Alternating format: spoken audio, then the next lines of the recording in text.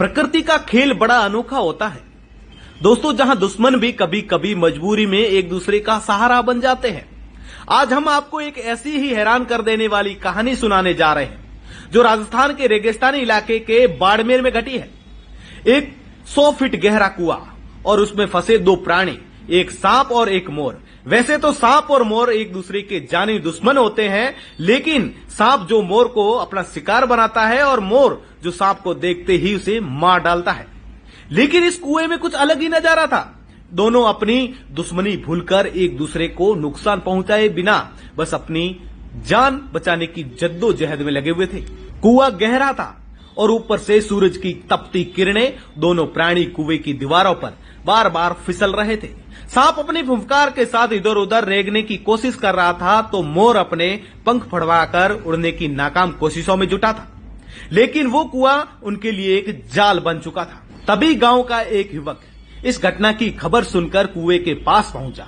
उसने देखा कि दोनों प्राणी मुसीबत में हैं। उसने बिना देर किए एक मोटी रस्सी ली और अपनी कमर से बांधकर और गांव वालों की मदद से उस 100 फीट गहरे कुएं में उतर गया।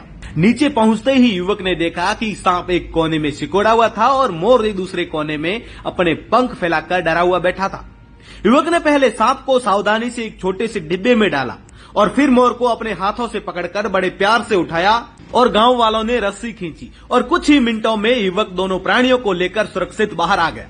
जैसे ही सांप और मोर को आजादी मिली तो उन्होंने एक दूसरे को देखा, लेकिन इस बार दुश्मनी की जगह उनके बीच एक अनोखा रिश्ता बन चुका था। सांप रेंगकर जंगल की ओर चला गया और मोर अपने पंख फैलाकर आसमान में उड़ गया।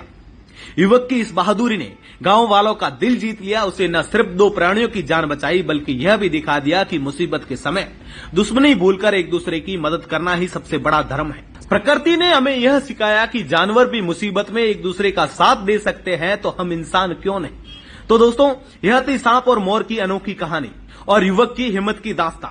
प्रकृति के इस खेल में हमें यह सीख मिलती है कि जिंदगी में चाहे कितने भी दुश्मनी क्यों ना हो, मुसीबत के समय एक दूसरे का सहारा बनना ही असली इंसानियत है।